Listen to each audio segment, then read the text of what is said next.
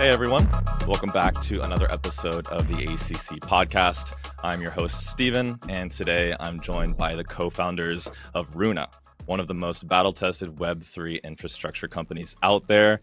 We've got Sveat and Bogdan, the minds behind the system powering real-world festivals like Untold that have crowds of over 400,000 people. So really looking forward to the episode today. I will just throw it over to you guys immediately. Let's start off and have each of you just introduce yourselves. Tell us about a little bit about your background, maybe what your day-to-day looks like, not just the title per se, but kind of behind the scenes. And once we get there, I want to hear a little bit more about when the idea stopped becoming a side project and really started to look like a real company. So, Bogdan, let's go ahead and start with you. Thanks for being on the episode, and let's hear about your role with Rhuna.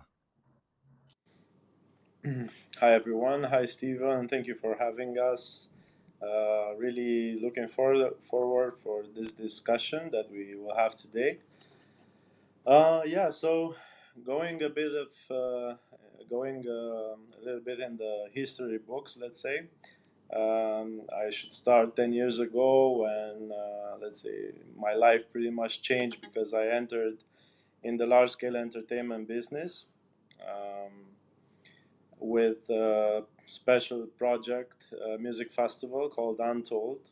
Back then, it was a festival that started in Romania, Europe, Eastern Europe, and along with my other partners and an amazing team, basically we had like a vision to deliver, let's say, one of the next big music festival brands of the world, inspired also by our home ground, which was Transylvania, the world capital of night and magic, like the land with all the vampire stories with Dracula, and also like werewolves, and a lot of storytelling involved also in the Untold project that kind of had a big connection with the place where we started.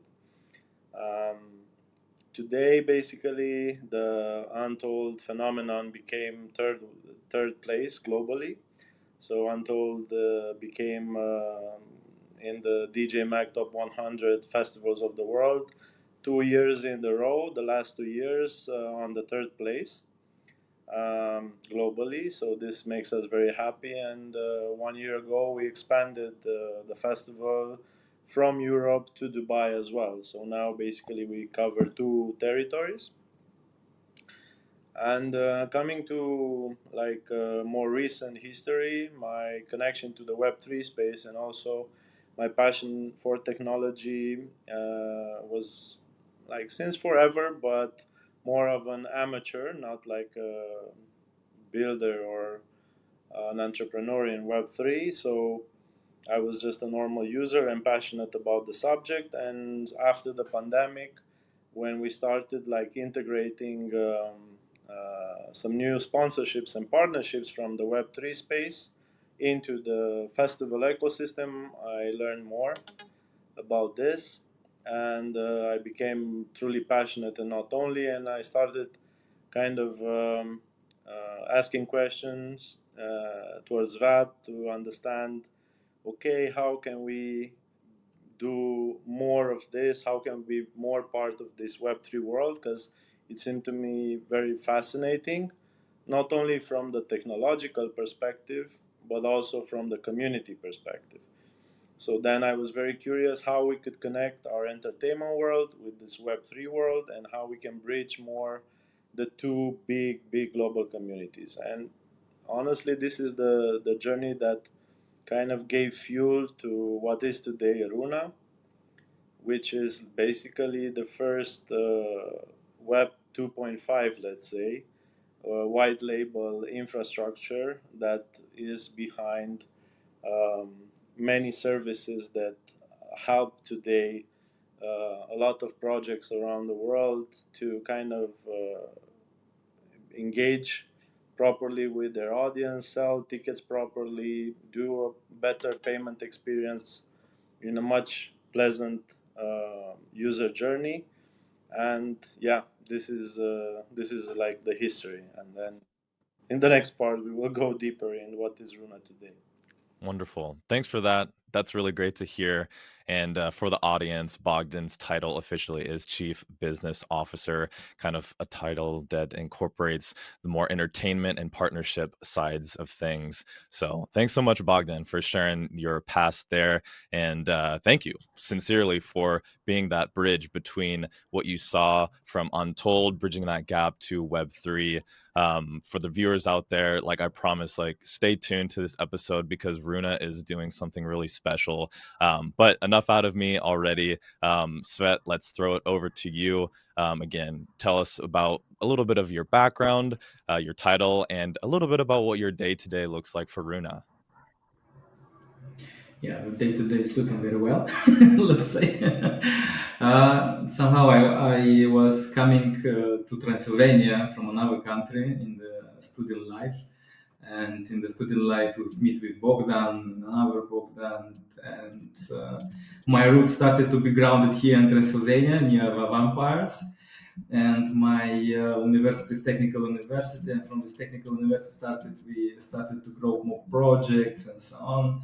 I started to open the company. The company was IT company. I was working at the Google, like user experience, user interface designer, team leader there. And yeah, and somehow it was the first and last job because I have in mind so many projects and I come with them to the Google to implement. But when you have so many layers, it's difficult to start something.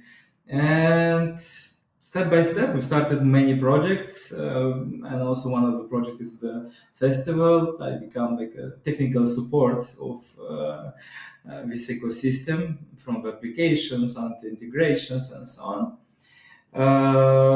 And by the years, we grown up a lot of our startups, projects, but it was very interesting. And 2 years ago, yeah, because we also tried a lot of suppliers for the ticketing, for the payments. It was nightmare, and we decided, okay, let's make a Rhuna. But honestly, it wasn't the Rhuna; it was internal software.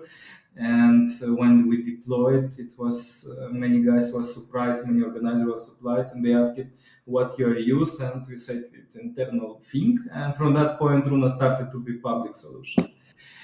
This is, let's say, short my background about the Web3. I'm quite native. I'm from not very early, like from 2020, but I'm extremely involved. That meaning I'm also trading every day, looking, knowing everything what has happened about the communities, chains, whatever you want. I know. Let's say. Love it. Love it. Yeah, guys, Rhuna is doing something I think super special. I've said that once already. I'll probably say it many times again. And during my research, I think what really began to emerge for me is that a lot of people building in Web3 today, I speak to many people kind of, building blockchains or building smart contracts, very much on the developer side of thing.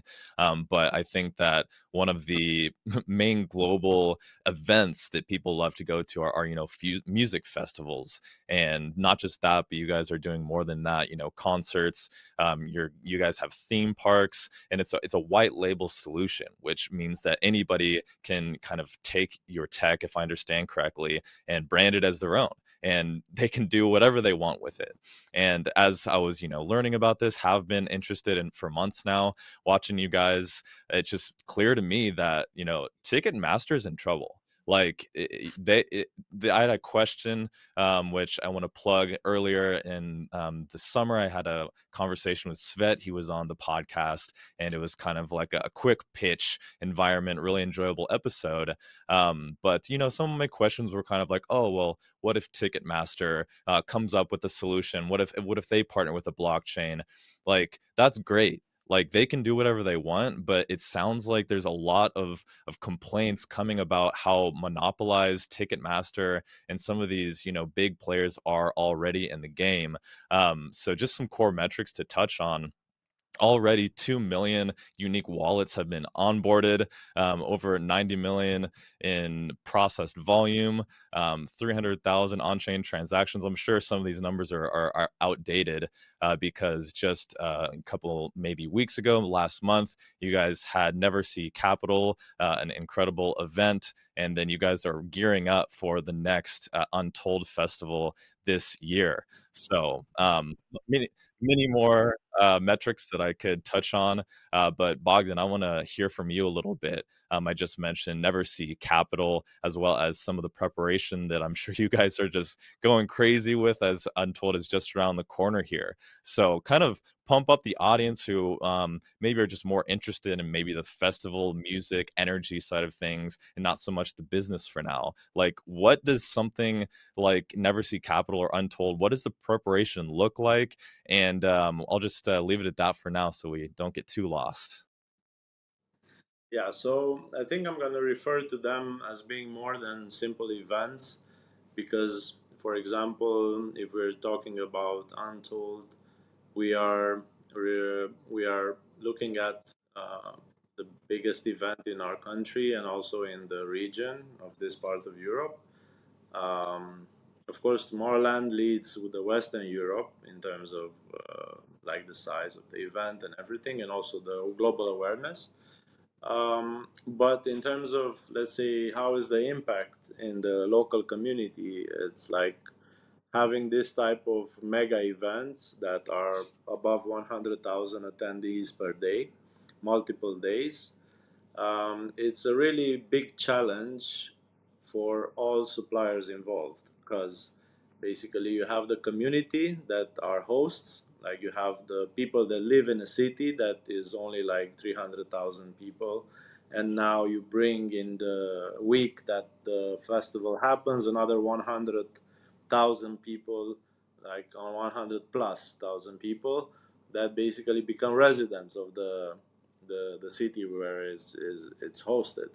And from the airport going to the train stations, to the railway, to the bus stations, and the whole normal traffic on road, everything is like a big challenge to not suffocate and not block the entire city. So from a civil infrastructure perspective, it's a huge challenge. And then when we go deeper into the project itself, because a festival like this basically takes over a large part of the center of the city, a big park, a big stadium, a big multifunctional hall, and also the whole areas around it.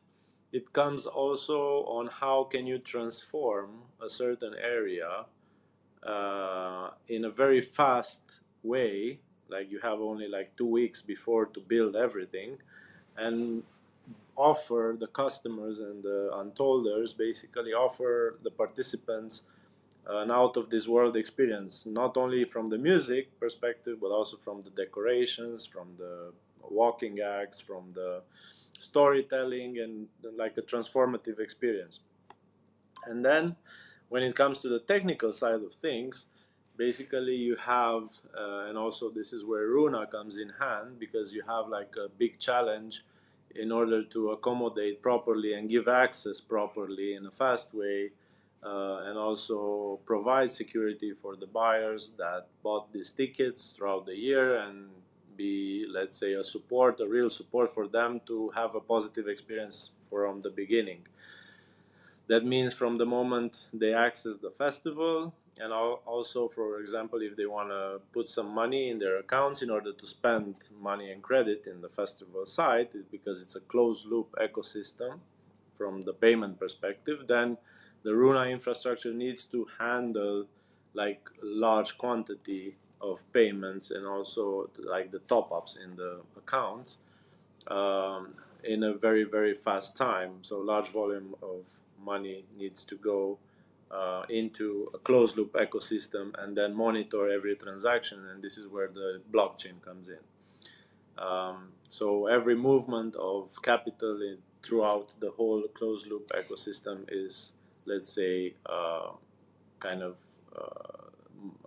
secured, being replicated on chain and then um yeah, it's like a very fast and very dynamic environment when it comes to the transactions that happen in this type of events. But from a consumer experience and a consumer journey, we're very careful. We're very careful in order to not be, let's say, hard to interact with. So even if you're a Web3 native or you're a Web2 native, you have the right tools in order to have a positive experience, because you're not there to do like a programming course or like a technical course. You're there to enjoy and have fun, and you want to have access fast and properly to these services. Yeah. I was curious, what has been the hardest point of selling Runa or selling Web3 to potential new partners or potential people who are interested in the white label solution?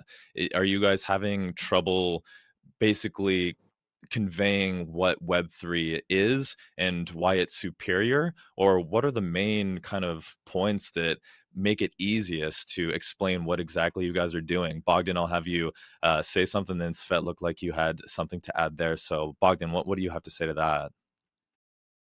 To be very honest, because the global adoption of Web3 is very small right now, we kind of didn't tap into this level of detail, let's say, in the conversations that we have with our clients, like the B2B clients, the event organizer or the venue owners or the theme parks owners, everything. Because honestly, at the end of the day, for this type of business owners, for them it's a matter of, okay, how cheap can this solution be for me, how good is for my consumer, how can I protect the relationship with my consumer, how can I keep and protect my data and my client data, and how fast is everything in terms of settlements between you as a provider, like a single supplier, and us as an organization.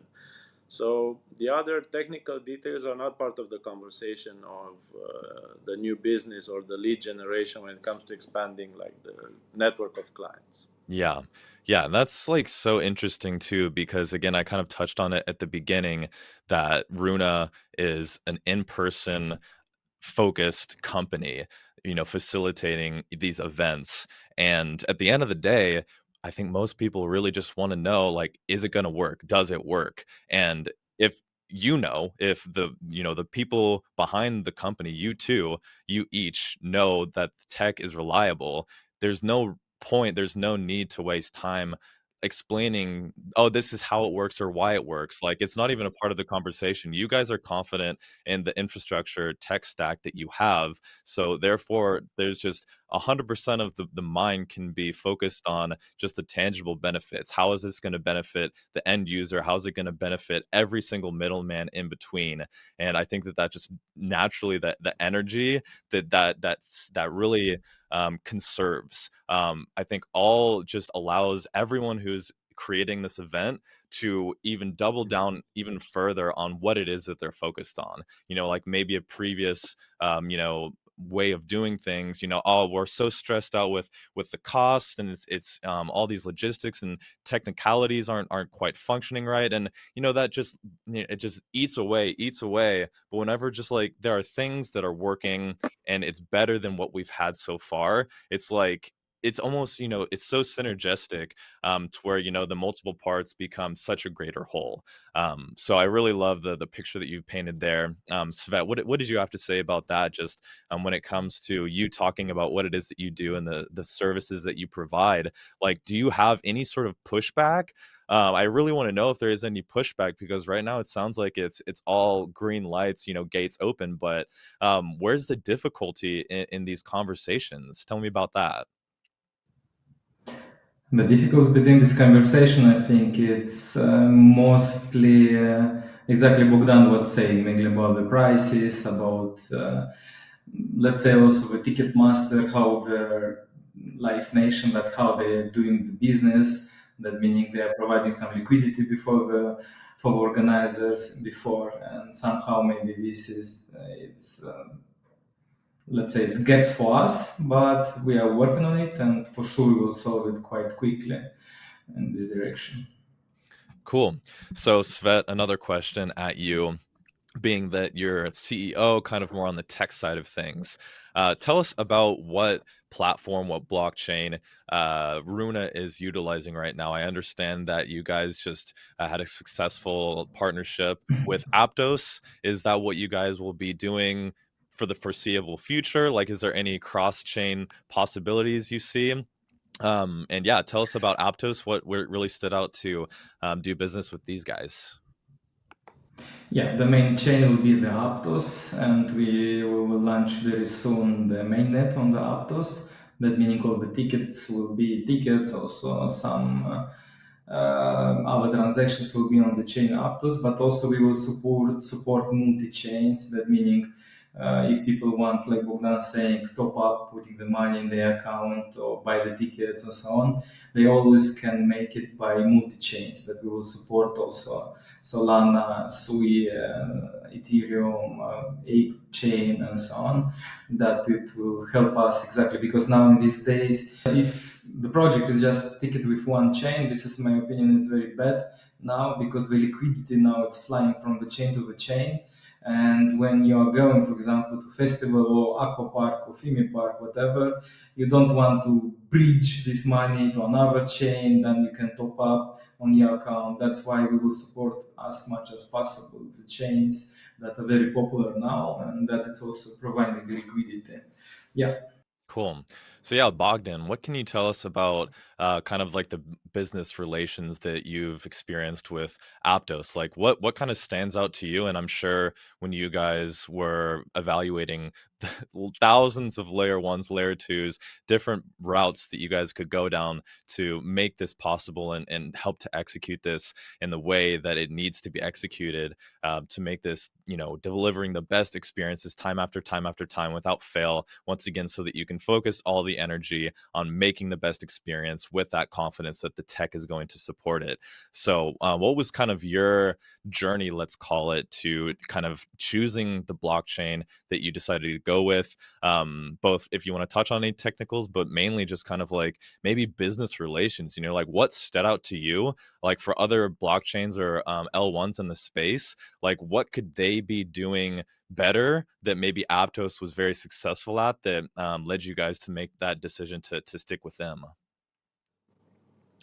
Yeah, so it's a very good question because it was indeed a very hard decision, um, because uh, our main, let's say, activity is really involving like high volume and fast transactions, and the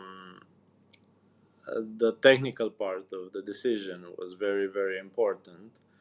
And before getting to the technical part of things, which is an area where Sveat can explain more why Aptos, from the business side of things, our connection, our relationship with them since the beginning was very, very fluent, let's say, because we've met in Paris at Proof of Talk 1.5 years ago, last year in June, and it was like a very natural connection with the former CEO of Aptos, and then he introduced us to the management team, and we had a very very fluent conversation, and they were very consequent in like the whole process from the pitching of our solution and also our company into becoming maybe one of the key projects from the Aptos ecosystem.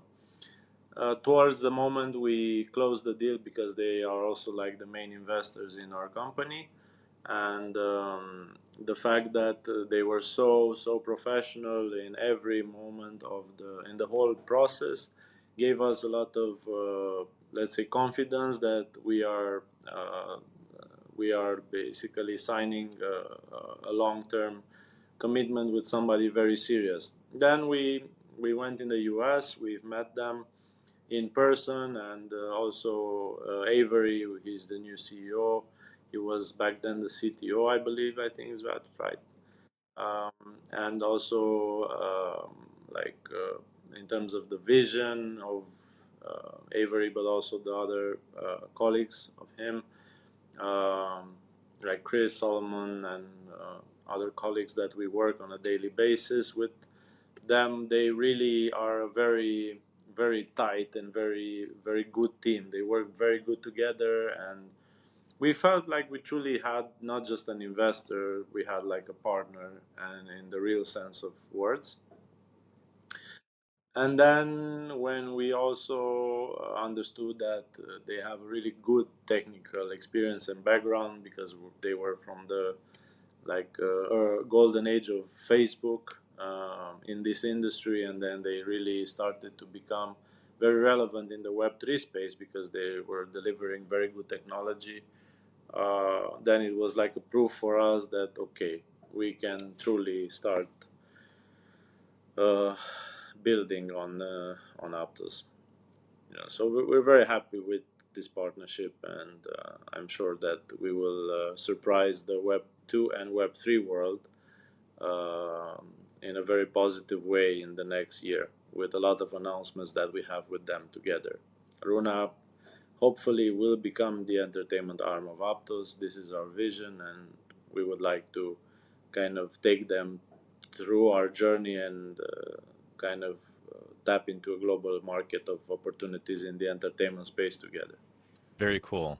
That definitely excites me. I mean, I've personally not yet experienced a event that is being run by Rhuna's infrastructure, but the idea of all of the pain points that it skips over, just solely as a concert goer, as an end user of this, just sounds like something appealing. And it's like the main problem, I think, in Web3 cryptocurrency kind of altogether, is so far it's really challenged a narrative of central banking systems and proper ownership. And for your everyday person, there's not an immediate need for moving my money into a place where I possess it. It's like, all right, like my bank is still running. I swipe the debit, I swipe the credit, like everything functions as it always should. But what about, the traditional sector of payments for running a multiple 100,000 event, because every fee of every user stacks up, stacks up, stacks up. And the bigger the kind of the hurdle is that you're jumping over, the more those, what might be to the end user, smaller fees really start to add up. So so far in the traditional system, like what are some of the most expensive things that Rhuna is solving through going through these different payment rails, as well as how you guys are going to expand more into stablecoins now that there's lots of laws being put in place, especially within the United States. So yeah, what can you tell me, Bogdan and Svet, as well, if you have after that? What are the biggest points that are saving money through Rhuna, and what are the plans to dive further into the world of stablecoins as those become more acceptable? This is, let's say, it's one of the main point. That's why we are coming to the blockchain, because we are overpaying all the time the bank fees, and these bank fees, it's not very small ones. Like normal users know about the normal fees, but when you are selling something, like organizers or any supplier, you are paying between 3 and 5% per each transaction that user is spending or making his, let's say, experience, whatever. And just imagine when you have a big festivals, aqua parks, theme parks, and when you're cutting your profit with 5%, like without any benefits, it's huge numbers. That's why it's one of the big pain that we are solving also for us and organizers and the venue locations is exactly the fees, that it will be much more smaller. And if they are much more smaller, then also we can change our business model. That meaning we can change from the fees to the tickets or to the payments to the subscription model and so on. Yeah. And so, Bogdan, you Yeah. mentioned at the beginning that you were a part of Untold, kind of still in the Web 2 days. So maybe a little bit more so than Svet, you have experienced that transition, from one day to the next. So yeah, let's hear from you. Yeah, I mean, um, I think that it's important to add what Sveat mentioned is that I think these, let's say, issues are a bit different from one country to another. Because, for example, in Europe, in Eastern Europe, in Romania, we managed to have like a good relationship with the biggest bank in Romania, and we managed to find a way in which they become partners also for the majority of the users, which are fiat users. And then basically it's a very good, and it works very well as from the numbers perspective as well. But there are some territories, for example, when we start deploying in the Middle East, where the let's say the fees from the financial and the banking system are higher, and then it was a real struggle because then because we let's say explored the local suppliers in terms of ticketing platforms or also payment solutions and everything, hardware and software, and we realized that there is no first of all there is no one single supplier that can help an organizer to solve all the problems and all the solutions. And then when we started to go into like analyzing, who can we use as a provider for payments, for the technology provider, for the terminals and everything, and we started seeing that there's a huge opportunity in the market. So because when we first started Untold there in 2024, we literally shipped from our suppliers from Europe a lot of equipment there for the whole closed loop food and beverage ecosystem for payments and everything. And also the Rhuna was the only solution we could basically use for ticketing, and we integrated also like on a governmental level very fast in order to be able to sell tickets in the territory. We are the first company that it was not registered in Dubai that was working with the government of Dubai. Like, Very just cool. imagine. Yeah, from the ticketing issuing perspective, yes. And I mean, we because we are a white label, we are not an enemy of the ticketing platforms. We're basically a software company that developed a technology that can be used by the majority of the ticketing platforms of the world if they want to kind of step up into the new technology area, right? And then, I mean, the new age, let's say, which I'm sure in the next like 10 years, I'm sure that we will not talk about Web3 solutions or Web2 solutions, AI separately. I think we're going into a hybrid mode.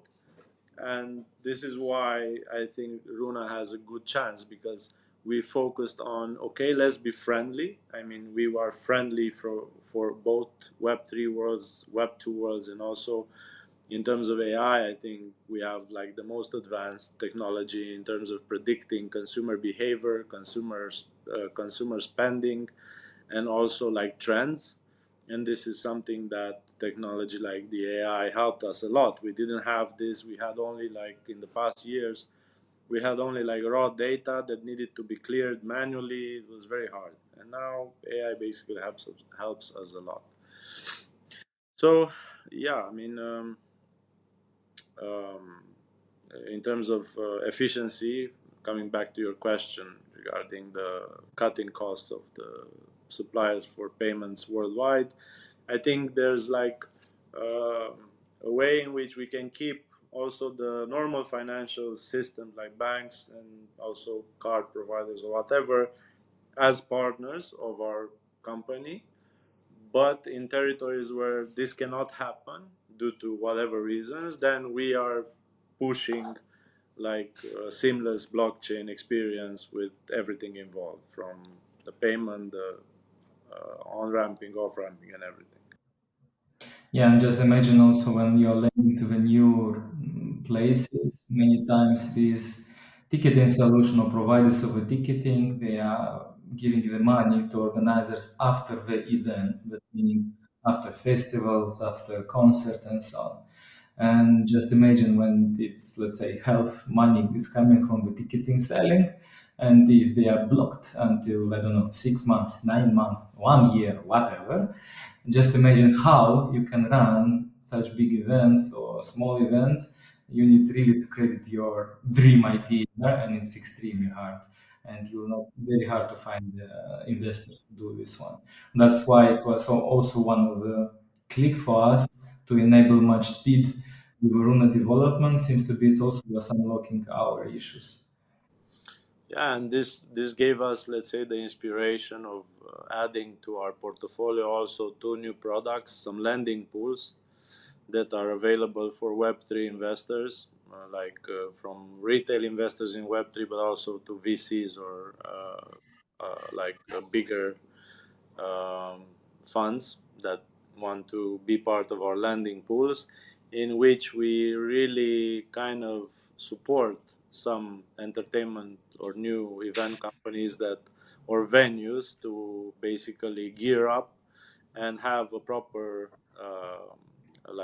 infrastructure for like access payments and everything, because as Vad mentioned, if you're a young company, or maybe you're a big company, but like it was the pandemic, your cash flow is like torn apart, it's very hard to access capital. So then we come, let's say, from the Web3 space with this nice thing about Web3, that the whole financing and funding through Web3 methods is much more secure, much more faster, and less, let's say, painful in terms of papers and due diligence and everything. So uh, this is a good product that we launched, and we are now testing it with medium and small event organizers. And another product that came also naturally is for the consumer.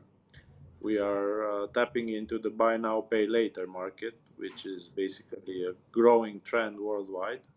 People are thirsty for experiences, but some of them don't have the capital to go to, I don't know, 12 holidays in one summer, and to festivals and everything. They want to go there, but they can't. So then we thought of this also making it accessible through a B2C lending pool that can be fueled through Web3 specific like funding methods. Yeah, very cool. And it's just crazy to me to, have this conversation because I think Bogdan, what you just mentioned too, it's like you're not an enemy of anybody with this white label solution. And I know that I already alluded earlier to the conversation I had with Svet in the previous podcast episode about, oh, well, what if Ticketmaster comes out with their own solution? And at this point in the conversation, I'm like, dude, like you guys are on your way to getting an offer from Ticketmaster, right? Like, why would they spend all the time to build it themselves and forge all of these relationships, both locally as well as globally, when you guys are partnered with Aptos, you guys are backed by Aptos, they have a huge web, so it's like, forget about it, whether they build their own solution, whether they reach out to you guys and they want to acquire you guys. I think at the end of the day, I personally like where Rhuna is at, because you guys are, real kind of people. Like, I don't know who in the world Ticketmaster is, and at the end of the day, they have people that they're trying to please, and everybody has to get paid. But the point is that the solution that Rhuna is providing is really powerful, and it's yeah, just touching on what I mentioned earlier about how the payment sector is disrupted by cryptocurrency. It's like you guys are showing that no, like, bring a solution to a problem, and then another kind of like periphery solution, because we use cryptocurrency, is payments. So I think a lot of people focus really heavily on payments, and that's great, especially as I mentioned the litigation around stable coins and everything, but just the fact that you guys have brought up a solution that is going to have really incredible positive implications. And payments is just kind of like something on the side. And it flexes the benefits of using something like cryptocurrency, blockchain, whatever you want to use. So kind of transitioning just a touch there, because you guys have mentioned artificial intelligence as well as the different kind of rails that you guys are using in the process. I know that NFC is also included. You guys have a ticket or a token that is going to be coming soon, I'm sure. I've heard in the rumor wheel. But what are you guys planning for the future? What do you guys have? Let's start there. In fact, like, what do you guys have right now? What is kind of like the behind the scenes, or what does the experience look like for somebody? Or, let's put them behind the experience of somebody who's attending Untold. Like, what does it look like experientially, logistically, for somebody who will be using Rhuna at Untold? Like, how do they buy tickets? Like, is it through a kind of a sketchy website? Like, what's kind of the workflow from buying the ticket, getting it on your phone, kind of getting through the gates, and then we'll stop there, and then I'll hear more about like the experience that you guys are cultivating once you get in, because I understand that there's artificial intelligence, AI powered discovery concierge to explore the events. There's rewards once you get inside, and obviously some resale opportunities and such. So yeah, stepping it back just a little bit there, what's the experience look like using Rhuna from buying the ticket to getting into the gates of the festival or whichever event it would be? Okay, so we've kind of first of all, the gateway are the main channels, the main websites, the main app. So you download the IP app of the owner of the event. Basically, if Untold is the brand, then you will find in the App Store the Untold app, and you will have the untold.com or whatever domain. For example, in UAE, we have Untold AE. Other clients of ours have their own, let's say, brand that's in front, and the whole Rhuna, let's say, white label is available from the moment you do the login and let's say signing process into the website or into the app, and then that's the official moment when you open the wallet as well. And in that point, you become, let's say, one of the members of the community that stands behind each brand, each client, like Untold. You become an Untolder, and you have access to the whole gamification experience that's also running into the app.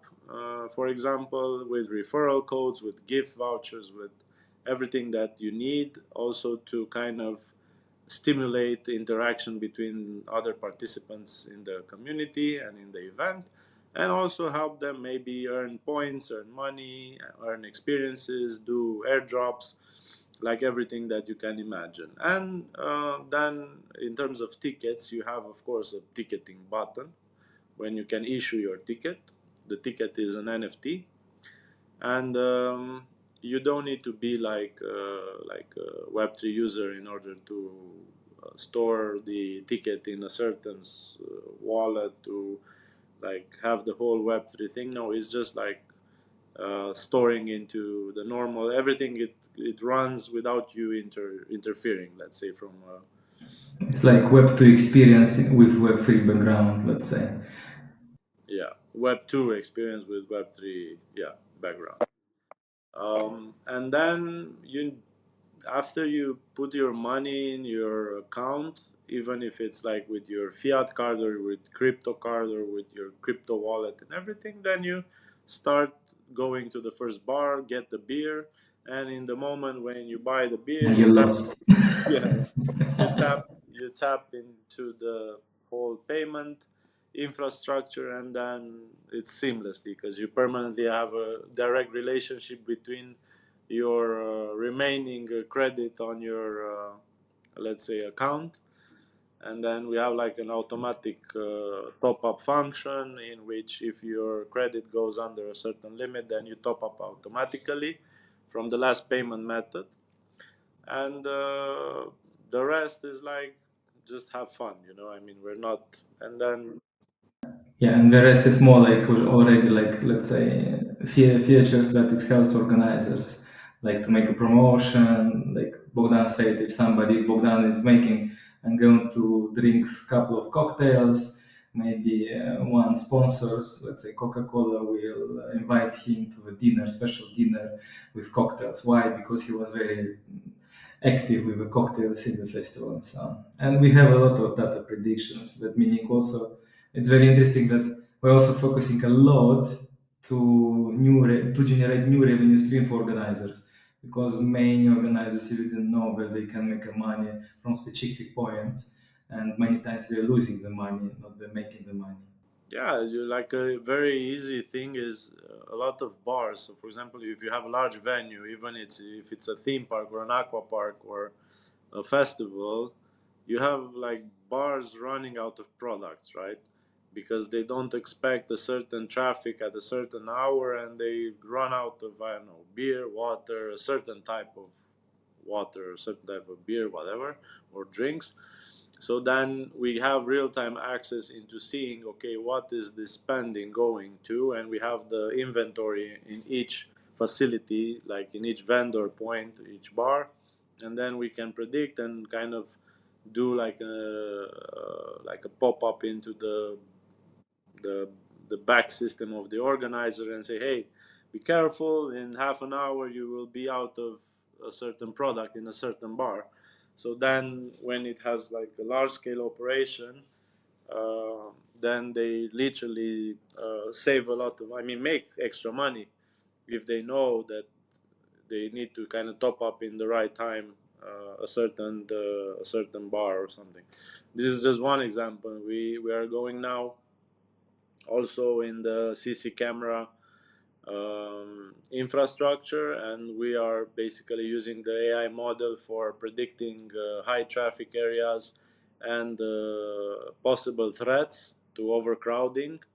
Then it's also something that helps the organizer prevent having like bad experience for the crowd, like to be stuck in a certain venue, or when they do, like if there's a conflict or something, we can predict from the mimics and the whole conversations of the between, let's say, two or three participants, that it might be a conflict. So then we offer the venue security, the owner's security office, let's say, the information to step into a possible conflict that will be in a certain area.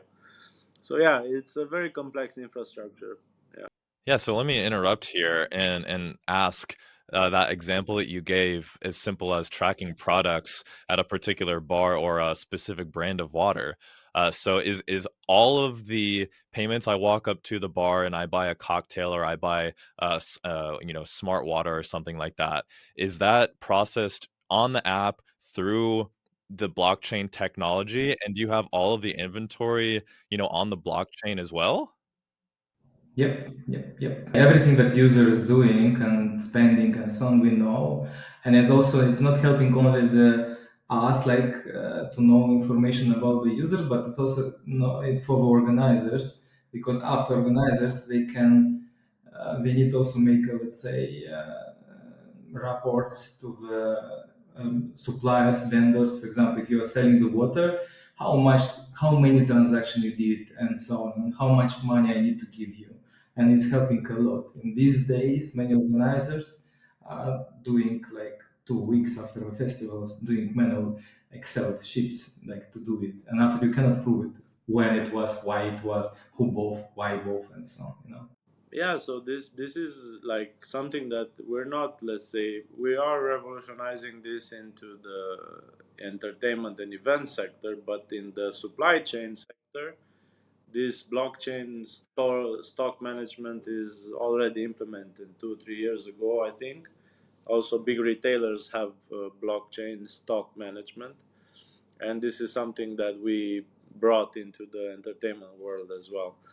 And it gives transparency, it gives like very fast settlements, so like between the vendors, and there's very no discussions, very seamless business relationships as well. Wow, that's awesome. I definitely did not understand that aspect of the events you were doing. It sounds like, I mean, is there anything that isn't on the blockchain? Like, be honest, like, is there anything once you get there other than obviously like the interactions? Like, is everything on the blockchain basically? Yeah, yeah. It's like Or it's almost like when you go to toilet, you cannot go and say it's on blockchain, you know. But mostly the normal transaction is on blockchain. Love it. yeah, I mean, it's now, I think, yeah, from if there were to be like a technical review, right, and go in depth into all the details for the tech passionates or for the like Web3 passionates people, that I think, yeah, this is an interesting, it's an interesting, let's say, case study. But for the normal users and also for the companies, they don't really care, about they want just like, okay, cheaper, faster, good experience, good consumer journey. Yeah, for us, it's opening also another doors because when you have more data, you also can, plus, you can make specific offers for the organizers to provide to the experience, also to the vendors who are in these events venues, also to make another experience. Plus, you're making another experience for the users because then you can make a specific journey for them from buying the water to invite to specific concert, to invite to specific aqua parks. So it's a lot of information, but to help. Plus, in this future, we will work on the memorabilia, let's say. That meaning also all what you are doing, and also he is working with Aptos now on some storage that is naming Shelby. That meaning all the cameras what are filming you and in the festival, it can be stored on the chain. And when it's stored on the chain, you also can say, in the 2025, I was with Bogdan at this minute, and we was listening Image Dragons, and we was drinking a cool, very cool cocktail. I don't remember this cocktail, and this cocktail, exactly this information can be bring you, I drink that one. And that drink can be exactly your matching that you never will drink again nowhere, just there, and many other things.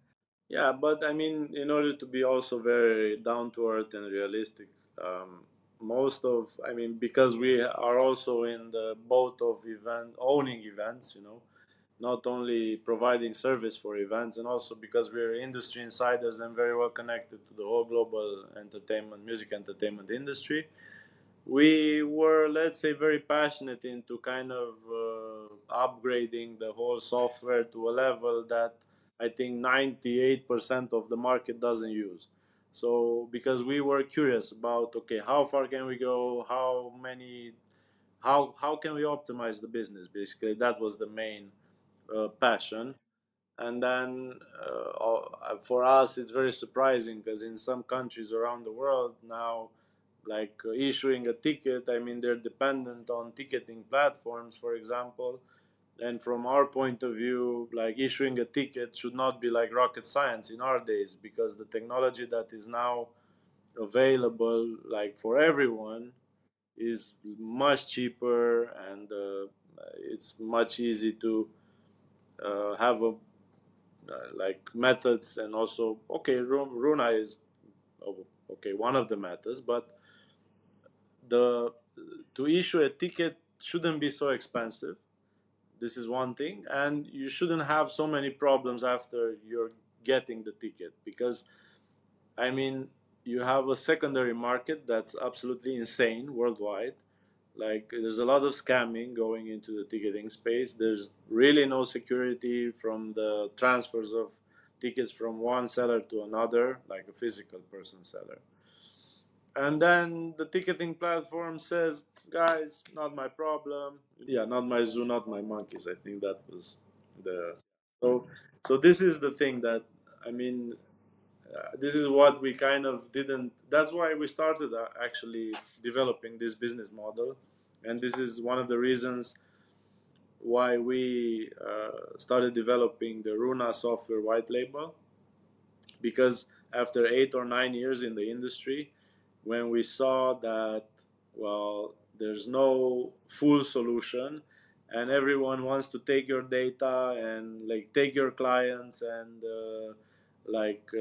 take a lot of commissions from the payment processor, from the hardware provider, for the software provider. So everyone wants a piece of it, you know. And then the problem is that the end user, the client, needs to pay it, and then the whole cost of the experience goes so high, and then the organizer basically is in a position in which, after paying also the taxes to authorities, having also double those taxes into the whole infrastructure services, it kind of gives the budget of the festival like a big hit, because you only have like half of the budget realistically to use it for the experience, the artist, the production, and it shouldn't be about that, you know. I mean, uh, organizers should have money to pay artists, to pay good productions, to pay for safety features, for like security services properly, for comfort of the participant, in order to truly grow the industry, like the culture and the entertainment industry. So let's say that this will be the biggest challenge of our global expansion. We will have maybe a lot of friction in some markets, but at some point, again, it was during history, you know, Uber, they disrupted many things, and eventually it turned out well. Airbnb, so yeah, why not Runa to become like the next big disruptor in this sector?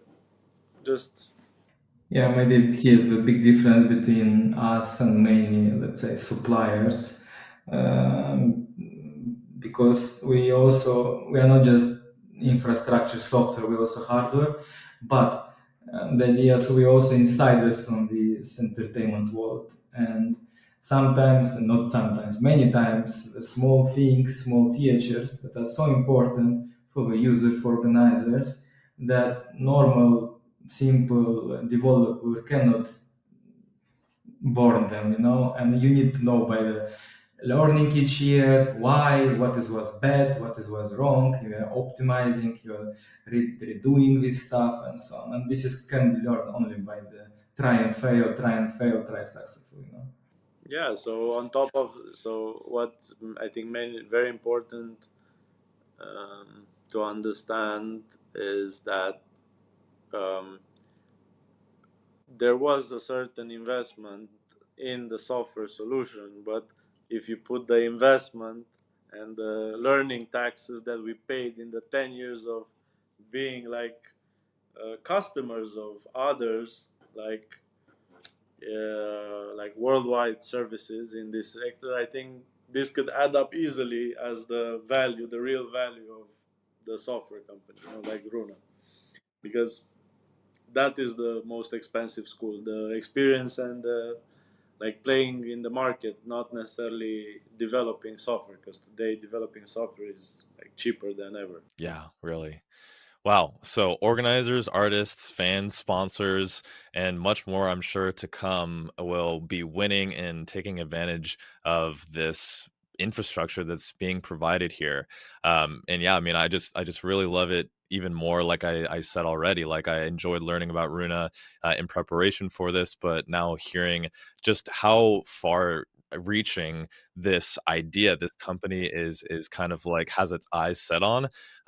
Yeah, I mean, I'm just really stoked about it because as a Web3 user, I think that I've witnessed some of the benefits of using Web3. But I think that there's still kind of a decent sized voice in my head. It's like, all right, but like, why would anybody else care? Like, I have my personal reasons. We have our personal reasons.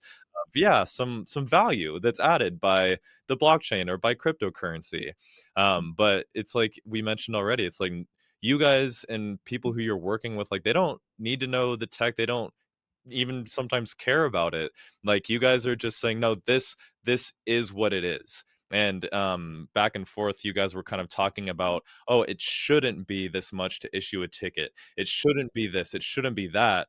And you guys are literally disrupting that because it is this inexpensive to do it. There is you guys are taking away like, oh, it shouldn't be this expensive to do X, Y, or Z. You guys are saying, look how much we can do it for. And at that point in time, there's really no question as to where that value is kind of generated, and obviously, like multiplying that over all the instances of all the money that's saved and time and resource. As you said, like all of that value that's being saved and conserved over time, like who knows what possibilities that will open up in the future. And we've touched on it a little bit here and there, but this is all events. This isn't just, Untold Festival and music festivals. This is theme parks. This is, concerts, of course. But I think like immediately what comes to mind is, like sports events. What are some of the industries that you guys are planning as we close the episode here? What is the future looking for you guys? What are some undeveloped areas that you guys are ready to tackle, are looking for opportunities to get into? Or maybe you guys, as you were just saying,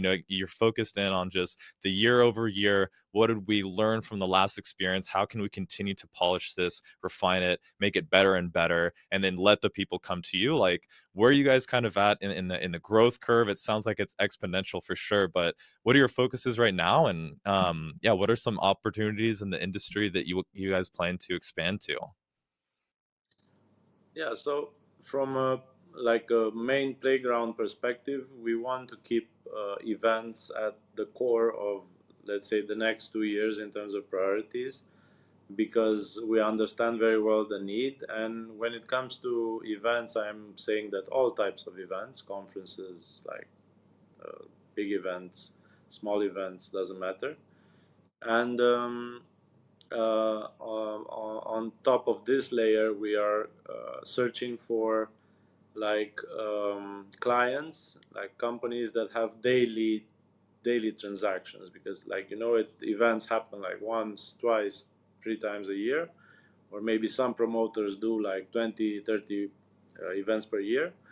But we feel that also this venue market, let's say for like theme parks, aqua parks, something that we are deeply interested in, also very actively uh, starting to analyze some of like strategic moves in this area.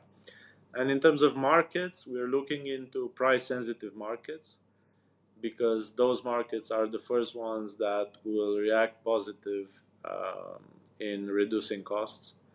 Um, so if the solution will reduce costs for their user, let's say for their customer, and make more money for the business, and cut a lot of middleman solution and a lot of suppliers that currently just take some of the profits because they can. Uh, yeah, this is our focus and priority. So yeah, um, price sensitive markets more into eastern part of the world, and Perfect. And as we come to a close here, I also want to give you guys an opportunity to touch on the opportunities that have yet to really been kind of pursued. It sounds like you guys haven't touched too much into having your own utility token. You mentioned earlier you're launching on Mainnet in the coming period. So what does that look like, and what can you tell us about the token? Is it for speculative investments, or is this really just a utility centric token? Sveat, let's hear from you on that, since we just heard from Bogdan. Yeah, here it will be. If you launch the token, then it will be about also only about the utility. That meaning can be used and also for the fun for the users. That meaning if you're going to the festivals, if you're going to aqua parks, when you can use it, you can have rewards, gamification. That meaning the token that it's, let's say, bring you experience much closer in the real life than just only speculative stuff. yeah, we see it as an ecosystem token. So we're focused on growing the ecosystem, in order to provide like a potential real market, like a big and real market for the token utility. Honestly, we don't want to have a token that is just pump and dump. For us, it's long run, and it's very important to be, let's say, our faces. It's very important to be shiny, not darky. Let's say. So, as we close finally here, what do you guys have to say to your community, whether it is those who have not even heard of Runa, if it's those who have used some of your infrastructure in the past, or maybe it's somebody like me. I know about you guys, but I haven't been able to go to an event myself. But hey, I want to be really involved with the community. I know that some of your community facing endeavors, you guys have Zoe doing kind of a proof of self kind of podcast, if I got that correct there. But how can we get involved, and kind of, yeah, what does community mean to you guys? For us, community, it's meaning enjoy the life. This is most important. Like if you will go to one festival, one aqua park, theme park, that it's also powered by the Runa infrastructure, for us it would be most amazing thing. And for us, the community to be like, let's go on party and let's go to have a fun together, then just be techie and so on. Also, it's very helpful to be techie and to submit us the bugs, to come with ideas, but this real life, it's most important for us. Yeah, and like if I'm thinking of like a message for the Web3 community of Runa, I think I truly believe that, and I'm asking for a bit of patience while we develop this, because although it may be sometimes seem like everything takes a lot of time, and from one step to another, um, we are not, let's say, the fastest project in the Web3 space, but our way of building things are it's a bit different. So we truly want to take the right steps in when it comes also to the partners that we work with, the investors that we accept into the company, the strategic media partnerships that we do, and also when it will come the moment to launch the token and everything. As Vat mentioned, we don't want to be another candle project that basically goes out there and does what 99% of the market do. So this is like why maybe sometimes we're not so, let's say, fast and don't have the fastest answers to all the questions. And okay, when the TG, when the token, when, okay, because we truly want to make a difference and to have a company and also to deliver a product, to not only like be a glimpse in the whole Web3 space, to be something that truly makes a difference between the Web3 and the Web2 and the real world. So this is why, and this is why I'm asking for a bit of patience and trust. And also, it's important here all the partners that we are signing, what we are working, and we will sign. It's real partners, and they're really helping, and we are developing much really cool things. That meaning we want to stay here for the long term, not for the short term. Yeah. So what about for, maybe, let's say I am here in San Francisco and I own a venue, and I just stumbled across this video on ACC Podcast and I want to work with you guys. Are you guys working completely globally with small events, big events? Like, I heard about this infrastructure. Like, how can I make it happen? Like, what's the website? What's the email? Like, how can we make this happen? Yeah, just simple enter to veruna.io. You'll find quite a lot of information, like to or create a simple event for free and sell the tickets, or become much bigger organizers. That meaning if you have a mid or bigger festival, aqua park, theme park venue, we will be in touch. Just contact us, and we will take care of you from all the possible things. Yeah, it's like very fast deployment. 1, 2 weeks, we can easily give access to all the assets. Yeah, but if you want, like, for example, now, Stephen, if you want to, let's say, have tomorrow a party, you just entering on the Rhuna.io, you're creating the link of your party, and you can sell, or you can just simple make invitation for your party. And the biggest one, yes, it will take until 1 week deployment with application, website, meaning full infrastructure and full branding of your ecosystem. Yeah, and the good thing is the data stays with you. Yeah. Definitely a huge benefit there. And yeah, thanks for touching on the community aspect there. I know that you guys, it sounds like you've been receiving some questions from the community, but my word to them is a saying that I heard once upon a time. It goes, if you want to go fast, go alone, but if you want to go far, go together. And I think that's really stuck with me in my personal Web3 journey.